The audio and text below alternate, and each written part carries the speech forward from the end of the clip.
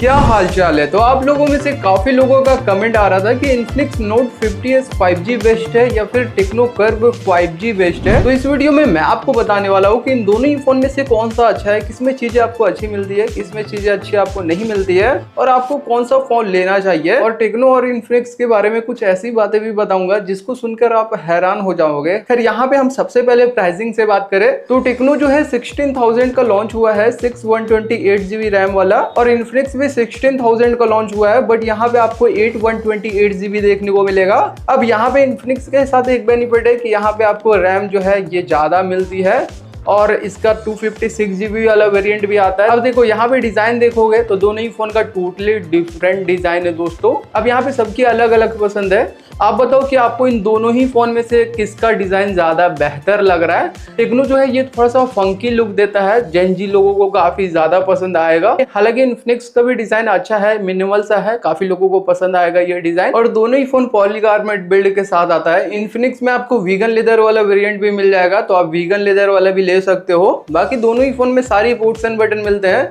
लेकिन यहाँ पे आपको दोनों ही फोन में हेडफोन जैक नहीं मिलता है। दोनों ही फोन में आपको डुअल कार्ड स्लॉट ही मिलता है, तो एचडी कार्ड आप नहीं डाल पाओगे। यहाँ से चीजें जो है ना एक जैसी है दोनों ही फोन में। इन डिस्प्ले फिंगरप्रिंट है, डुअल स्टीरियो स्पीकर है और 6.78 इंच की फुल एचडी प्लस 144 हर्ट्ज वाली एमोलेड कर्व डिस्प्ले मिल जाती है दोनों ही फोन में दोस्तों। एंड गोरिल्ला ग्लास 5 का प्रोटेक्शन मिल जाता है दोनों ही फोन में। 10 बिट डिस्प्ले है, एचडीआर का यूट्यूब पे आपको सपोर्ट मिलेगा, लेकिन नेटफ्लिक्स पे शो नहीं करता है। 1300 की पीक ब्राइटनेस दे रखी है, आउटडोर यूज करते हो आपको डिस्प्ले इजिली विजुअल होगा दोनों ही फोन का। और यहाँ पे दोनों ही फोन में 144 हर्ट्ज का रिफ्रेश है, लेकिन ऑप्टिमाइजेशन उतना बेहतर नहीं है। दोनों ही फोन का जो डिस्प्ले है 120 हर्ट्ज पे ही रन करता है डे टू डे यूज पे। बाकी 5500 mAh की बैटरी दे रखी है दोनों ही फोन में और 45 वोल्ट के फास्ट चार्जर के साथ आता है दोनों ही फोन। ओके, अभी सॉफ्टवेयर की बात करें तो इन्फिनिक्स जो है ये आपको XOS 15 के साथ मिल जाएगा विद एंड्रॉइड 15, और टेक्नो जो है ये आपको iOS 15 के साथ मिलेगा विद एंड्रॉइड 15।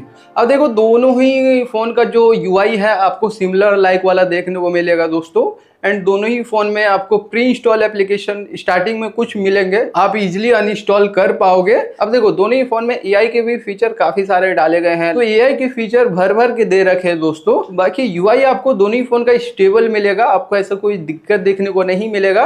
अच्छा, परफॉर्मेंस में भी दोनों ही फोन में आपको सेम चिपसेट मिल जाएगा, Dimensity 7300 का अल्टीमेट चिपसेट लगा हुआ मिल जाता है। अब देखो इन दोनों ही फोन की जो अंतुतु स्कोर निकल के आती है 6 लाख के प्लस निकल के आती है, क्लोज टू 7 लाख का स्कोर आपको निकाल कर देगा दोनों ही फोन। एंड यहाँ पे दोनों ही फोन में सेम स्टोरेज टाइप भी मिल जाता है, LPDDR5X रैम UFS 2.2 की। एंड इन दोनों ही फोन में आपको BGMI ग्राफिक, HDR स्ट्रीम और HDR अल्ट्रा की मिलती है।